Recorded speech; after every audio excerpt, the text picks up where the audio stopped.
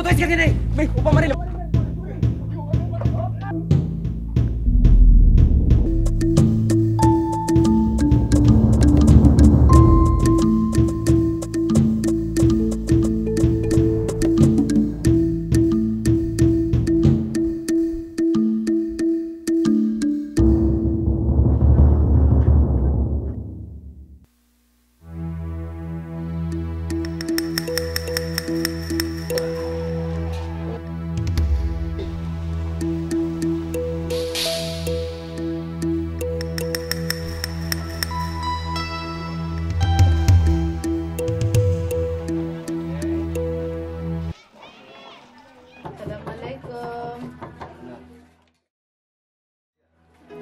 Enukan wala.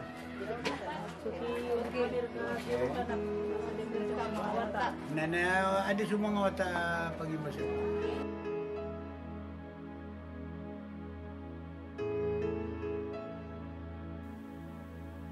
Bos kare suami Amino.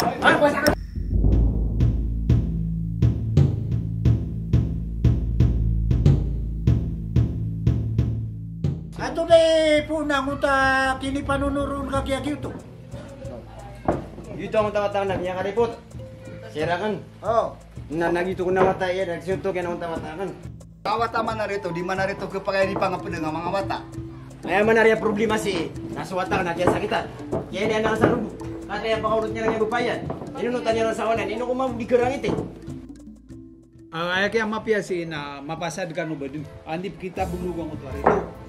Pamana di masuk misong sa carbon yan. Kumabatan ba sa di man to. Di masad tano dahil naging kaya kuwan. Marido. Para tano makatagpiya may saysa peruman. Na nagiti mapia ka kumusta no ka katayak kay no nga mga ustad pag mo sa mga para dagong piya nga itino may kuwan pa sa mga ustad kumusta no at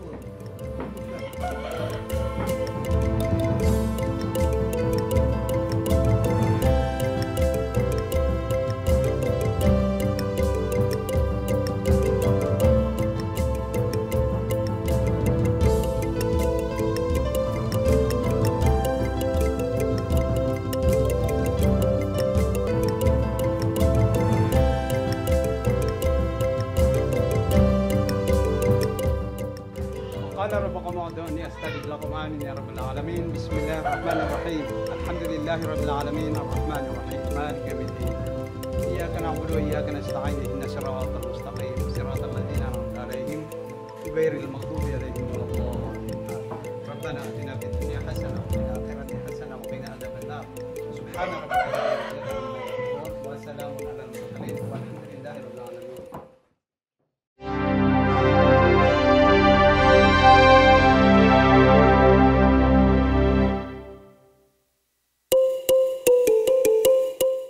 Assalamualaikum warahmatullahi wabarakatuh. Tunghayan natin ang isang kwentong magpapamulat sa ating kamalayang pangkultura at pang-edukasyon para sa Bigaten Dependen, Batang Panatag, Bansang Matatag. Sa pulo ng Ulango, Baloi, Lanao del Norte, kung saan may mapayapang kalangitan, ang hangin at agos ng ilog ay puno ng mga kwento. Kwento ng kaguluhan, ngunit higit sa lahat, kwento rin ng mga pangarap. Sa gitna ng mga pagsubok, isang programa ang humubog sa matatag na edukasyon at kinabukasan para sa mga batang normi. Sa isang napakagandang umaga, nagising si Siti sa huni ng mga ibon at banayad na agos ng ilog.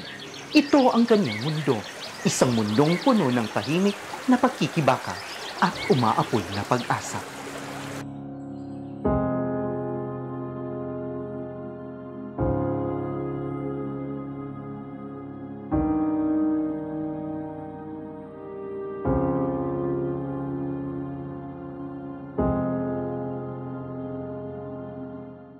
Dito sa ilog ng Ulango, Baloi, Lanao del Norte, nagsisimula ang araw ng mga bata. Sa ilog na ito, sila naglalaba, naghuhugas ng pinggan at naliligo.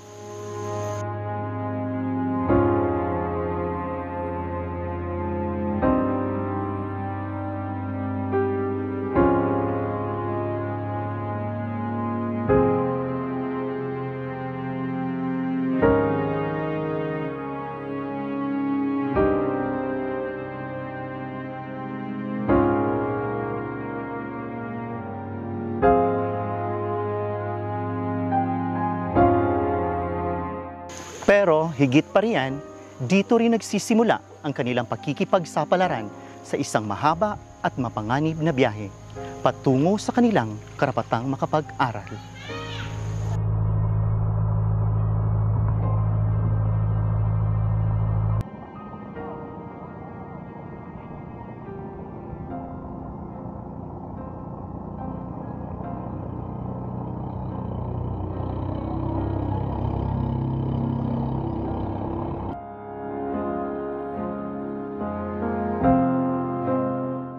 Araw-araw, sumasakay si Siti at ang kanyang mga kaklase sa bangka patungo sa Olango Integrated School. Ang bawat paggalaw ng bangka ay niyayanig ang kanilang mga pangarap at mga takot.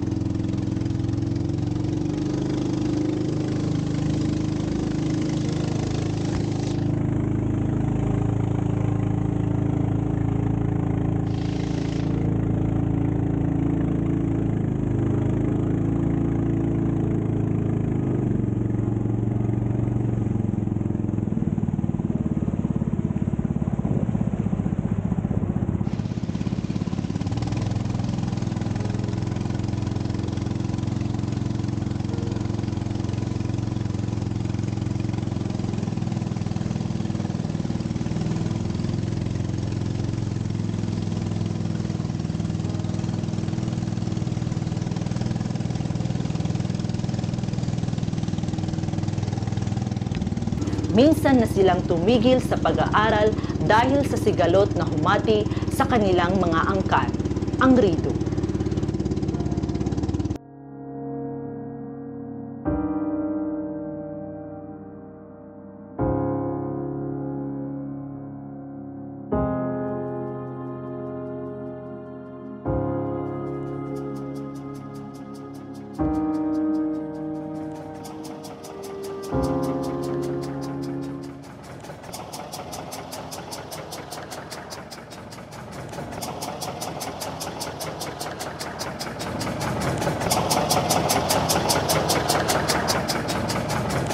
Para sa mga batang tulad ni Siti, ang biyahe patungo sa paaralan ay hindi lamang pakikibaka laban sa malakas na daloy ng ilog, kundi sa panahon, sa takot at kawalang kasiguruhan para sa kanilang hinaharap, lalo na sa larangan ng edukasyon.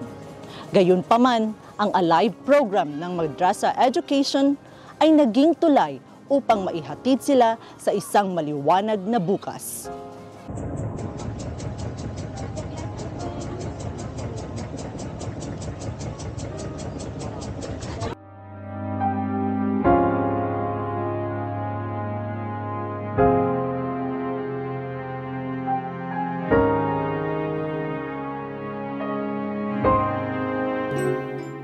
Ang Madrasa Education kung saan napapabilang ang Alive program na nakaangkla sa 1987 Philippine Constitution and Republic Act No. 10533 at kilala rin bilang Enhanced Basic Education Act of 2013 ay isang programa ng Departamento ng Edukasyon na naglalayong magbigay ng angkop at makabuluhang edukasyon sa mga mag-aaral na Muslim sa pamamagitan ng pagsasama ng Arabic language at Islamic values sa curriculum ng basic education.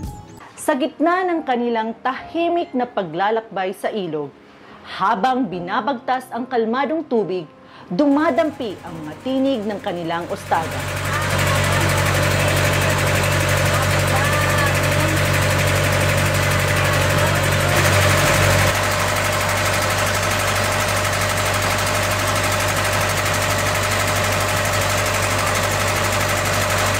Mga tinig na nagtuturo ng mga aral sa Islam, ng kapayapaan at pagkakaisa na tila mga alon din ng pag-asa.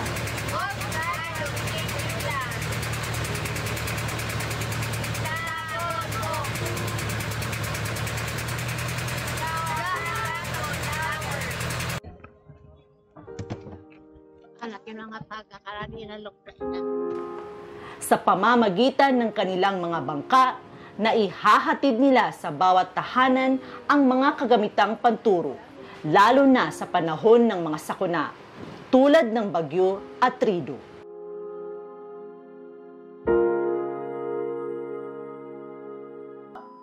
Nalisod kayo kay kanang tingbaha na dili sila kay eskwela. Maputo lang ilang nalit sa pag-eskwela tungod sa kanang panang ni calamity nga ting-ulan, magbaha ang among suba, patapos na nadili sila kay eskwela. Nagira ng uta semokot na pasunguan nila ng uta mga dato, pakuan nila na ando man ay kapasada ang uta semokot.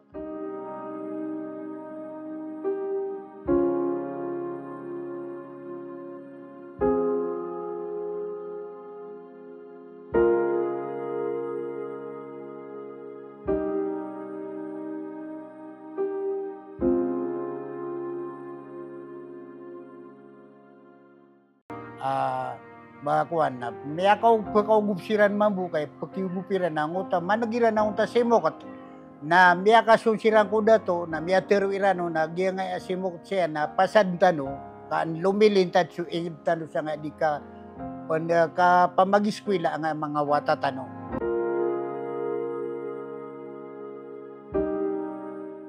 Jun, Indon, Coconut Tree. Warhamni wa'fu anni.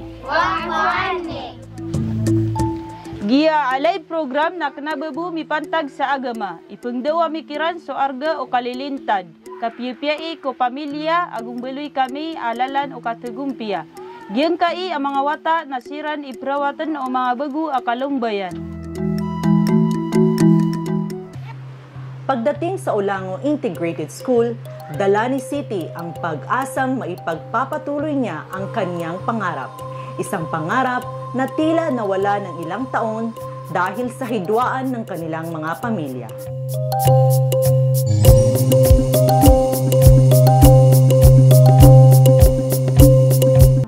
Paano ba naapektuhan ng rido ang mga mag-aaral dito sa Ulango Integrated School? Napakasakit. Nakikita mo ang kanilang gutom. Hindi lang sa pagkain, kundi sa kaalaman. Pero sa tuwing may labanan, hindi sila makalabas. Hindi nila kayang isugal ang kanilang buhay. Ang edukasyon para sa isang pangarap na parang bituin sa langit, palaging malayo, palaging di naabot.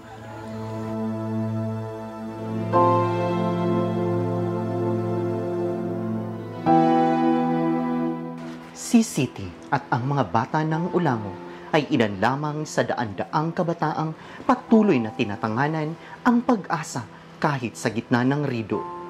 8 taon na mula nang nagsimula ang hidwaan. Isang alitan na tila naging normal na bahagi ng kanilang buwan, na humiwas sa mga tao ng Ulango at pumigil sa mga pangarap nila.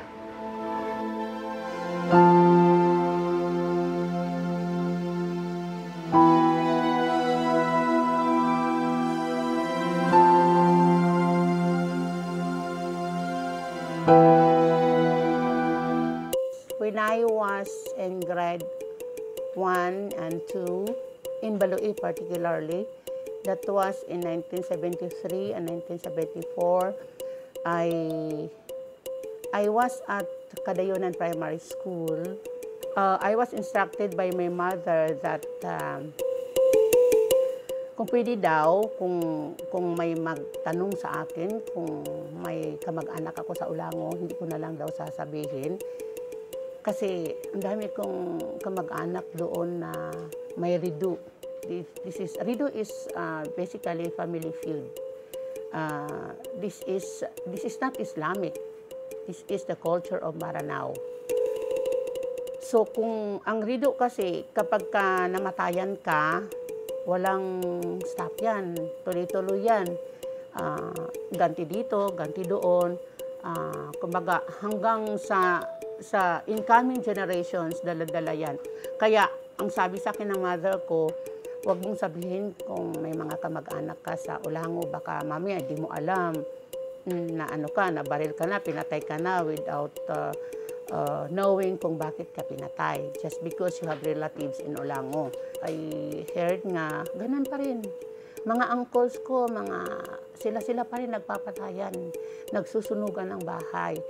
So, it affects greatly sa education ng mga bata, mga kabataan sa Olango. Ako, hindi ako masyadong naapektuhan kasi nasa sentro ako ng Balue. And then in 1976, we returned to Kauswagan. But then we feel the agony of our relatives there in Olango. Kasi nga, na-stop yung pag-aaral ng mga bata because of that redo. Kasi kahit na youngster, bali yung mga binatilyo, pinapatay. Except sa mga babae at saka sa mga bata. Yan nga lang. More than decades na ang implementation natin sa Alive. So, when these learners grow up, nadadala nila yung nakukuha nila.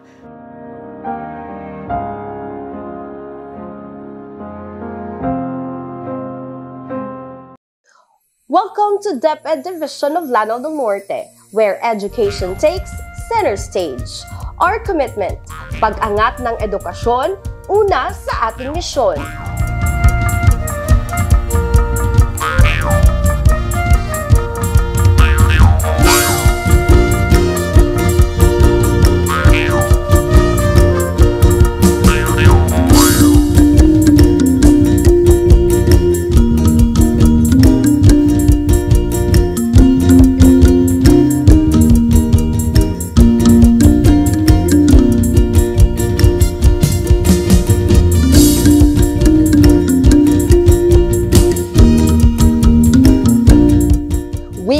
Empowering every learner through innovative initiatives and community collaboration.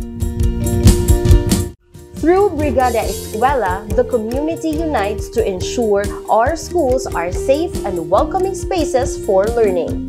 Together, we rebuild, repaint,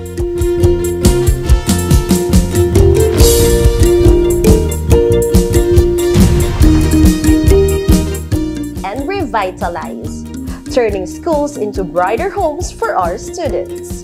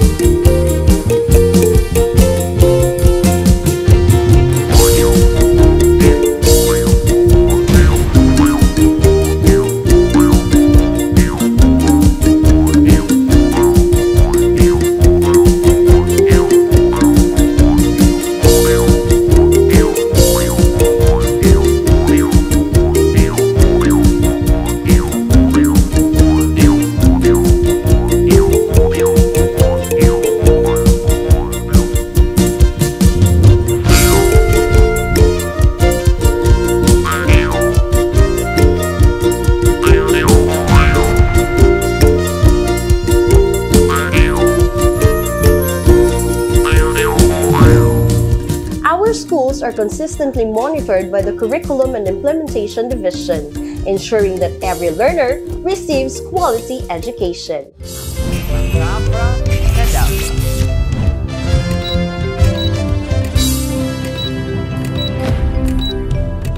If you are, then join me, Teacher Grace, inspiring you to see that learning is never a race. Come with me, Wonder Wellness, your health hero teacher. We work hand in hand with educators to align lessons with national standards, continually striving for excellence.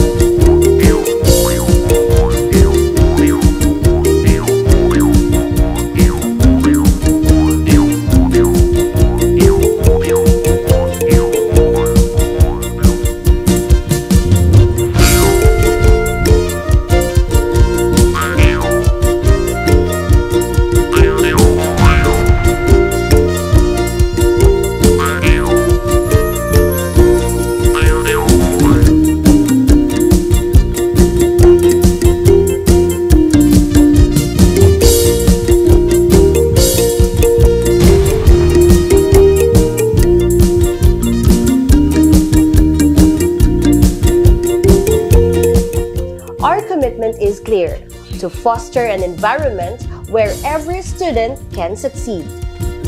Indigenous Peoples Education, or IPED, allows our learners from diverse communities to honor their heritage while growing academically. Alright, ang lahat ng pangyayari sa ating buhay ay may kaugnayan sa mga desisyon na ating ginagawa.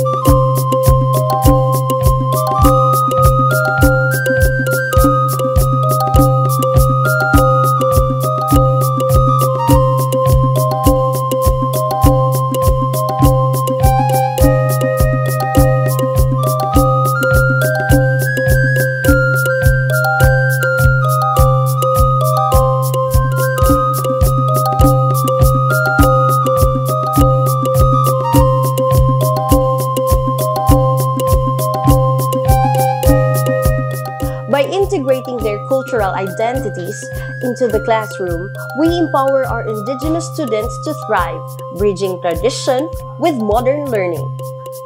Proud to Banine!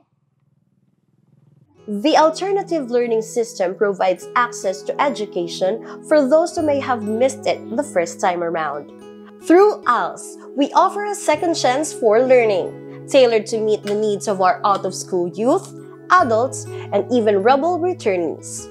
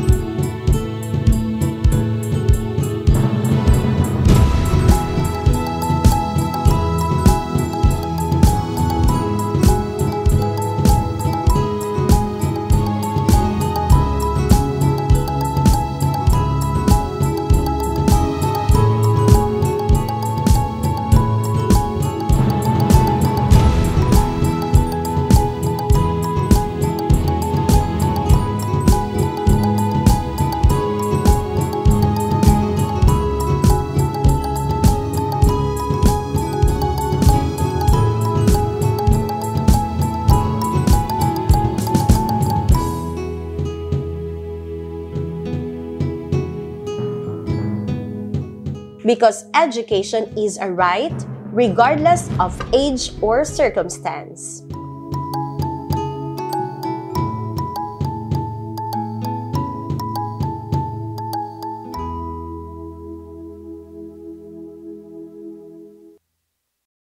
Our tree planting initiative reflects our dedication not only to education, but also to the environment.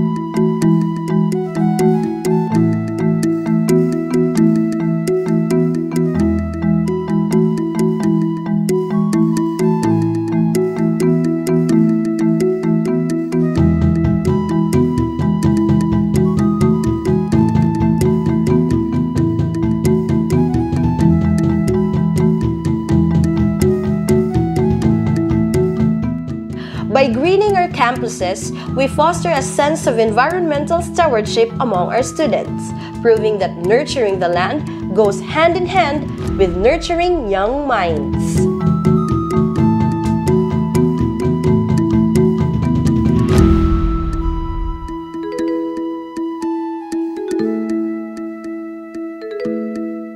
At DepEd Division of Lanao del Norte, education is not just our mission, it's our passion. Together, we rise to build a better future.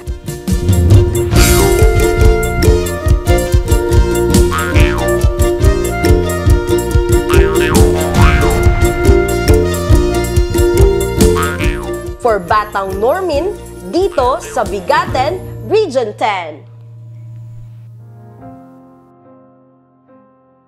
Sa bawat tahanan, kumakatok sila, nakikipag-usap at sinisikap na ayusin ang mga hidwaan. Sila'y lumalapit sa mga sultan at lider ng kanilang mga angkan, kaakibat ang tulong mula sa pamahalaan.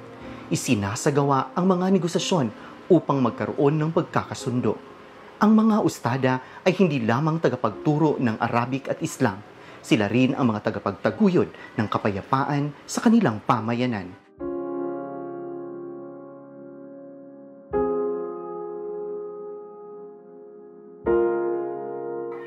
Gulalang ko alay program na di kami di makandaw mi pantat ko kapag isa-isa agu kapamagugupa. Si iko uman ni darpa ko piteng gisaan. Balabawron si iko masa aridu. Pagugup kami sa di kang gilubay sa okit ko kita pelak oridu ang makapapantag adi makapsinabuta. Ingan padami sa mga sulutan para midadayong so katagumpia agu so kapag isa-isa. Ang mga ustada ay hindi hanggang sa paaralan lamang. Ang kanilang advokasya para sa kapayapaan ay umaabot sa mga tahanan maging sa mga may alitang pamilya. Sa bawat pagbisita, dala nila ang mga aral ng pagkakaisa mula sa Alive program. Nagiging daan sila upang maghilom ang sugat ng alitan.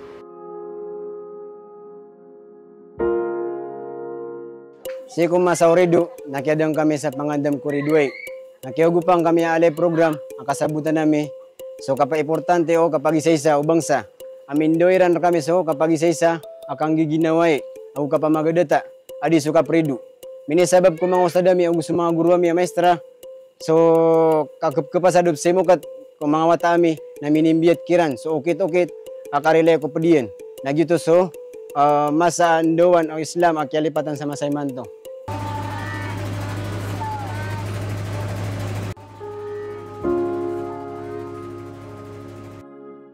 So mga ustada miyago sa mga guru ami, agyang kaya alay program na malaikipantag si sayang dami kenabo bagya bu agya diran di apamang dao o agama Islam.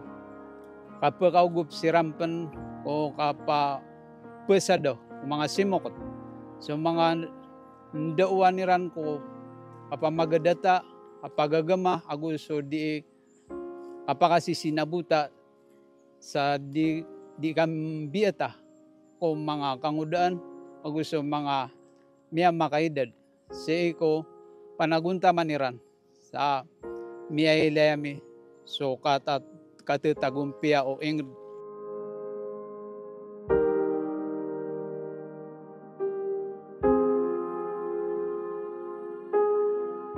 Upang matiyak ng mga paaralan sa dibisyon ng Lanao del Norte na nagalok ng Madrasa Education Program ay may sapat na mga mapagkukunan at epektibong mga guro para sa mas mataas na kalidad ng edukasyon. Ilang mga inisyatiba ang ipinatupad. Una, profesional na pag-unlad, regular na pagsasanay para sa mga guro na nakatuon sa makabagong estratehiya sa pagtuturo.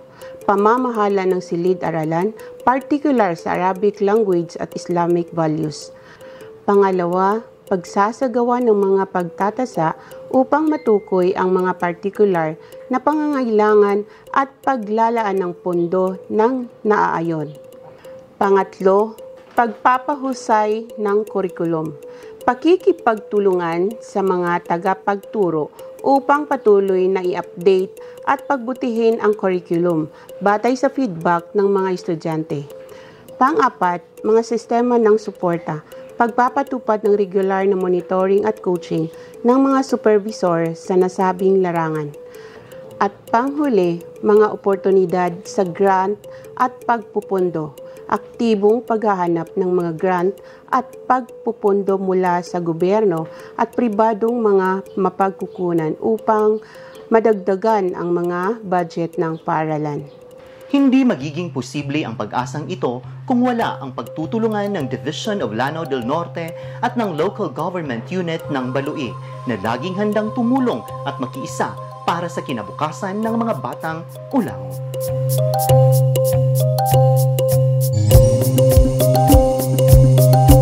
Assalamualaikum warahmatullahi ta'ala wabarakatuh. Dito sa Baloi District, ikinagagalak naming sabihin na buo ang aming suporta sa lahat ng asatids sa Madrasa Education Program. Bawat paaralan ay may nakalaang tanggapan para sa mga Alive teachers na tinatawag na Alive Centers. Dito sa Alive Centers, binibigyan namin sila ng mga kagamitang panturo, trainings at lock sessions kung saan hinahasa namin ang mga kanilang kakayahan sa pagtuturo. Kasali sa mga magagandang practices dito sa Baloi District ay ang buwan ng MIP Kamustahan, District Musabaka Program at ICRA Program. I am proud to say our Madrasa Education Program is well supported.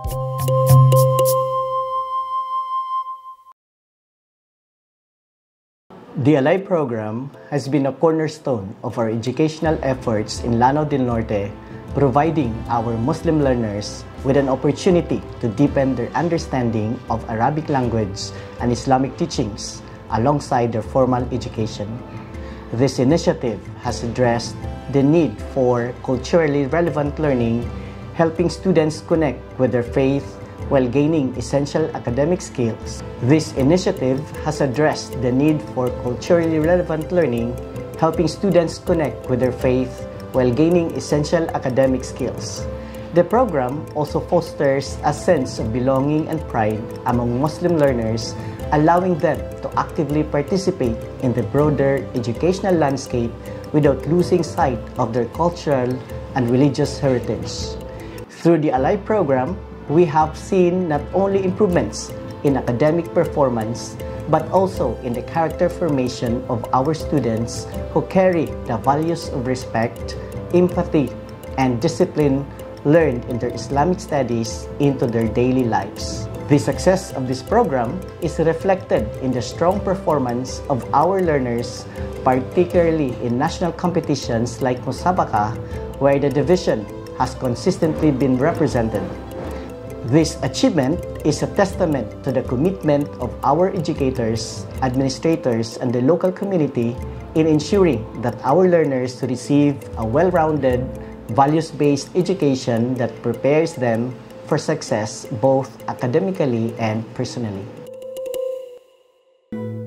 As the school's division superintendent of Lanao del Norte, I am proud to reaffirm our commitment to the continued implementation of the Arabic language and Islamic values education program and madrasa education in our schools. These programs are essential in fostering not only academic excellence, but also the cultural and spiritual development of our Muslim learners, enabling them to stay rooted in their faith while pursuing modern education. We have made it a priority to ensure that these initiatives remain accessible to all eligible learners in our division. Through close collaboration with our madrasa coordinators, educators, and local government units, we are working diligently to increase resources, provide relevant teacher training, and enhance the curriculum. Additionally, we are seeking more avenues for funding and partnerships to expand the reach and quality of Alive program, ensuring that no learner is left behind. Our goal is to sustain and uplift the Alive program as a key pillar in building a more inclusive, understanding, and culturally enriched educational environment, where Muslim learners can thrive academically and spiritually. Audubillahi minasyaitanirrajim. Bismillahirrahmanirrahim. Greetings of peace to the province of Lanao del Norte, and we're here now in the local government unit of Balui under the leadership of our Honorable Mayor, Honorable Hanipa P. Ali. The local government unit of Balui, in support with the Alive program in the Department of Education, in connection with our local school board and our special education fund.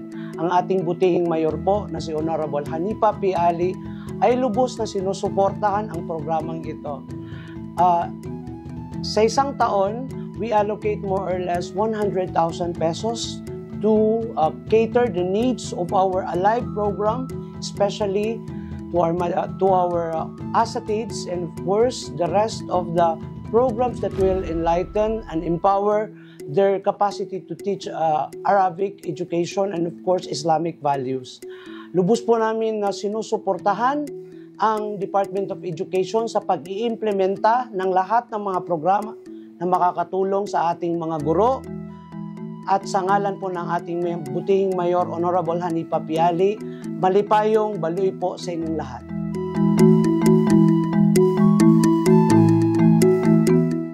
Hindi biro ang buhay ng mga batang tulad ni Siti.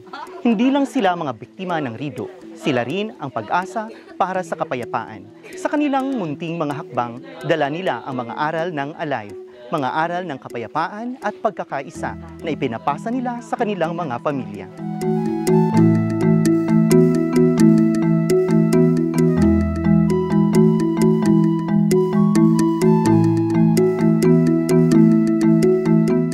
With the help of the Islamic values, particularly, kaya nga sabi ko, children speak their minds. So kung ano yung internalization nila sa Islamic values from their Arabic teachers, nasasabi nila doon sa kanilang mga magulang. So obviously ngayon, talagang na-manage na nakuha nung mga bata yung Islamic values na transmit nila doon sa parents, which they realize na kailangan talaga ng peace. Lahat naman nag-aspire for good living, di ba? So ang rido kasi, it really affects our means of living. Sa bawat araw na lumilipas, unti-unti nilang binubuong muli ang mga nasirang pangarap at kasabay nito, binubuo rin nila ang kanilang komunidad. Ang edukasyon ay hindi lang kaalaman, ito ay daan patungo sa isang mas mapayapa at maliwanag na hinaharap.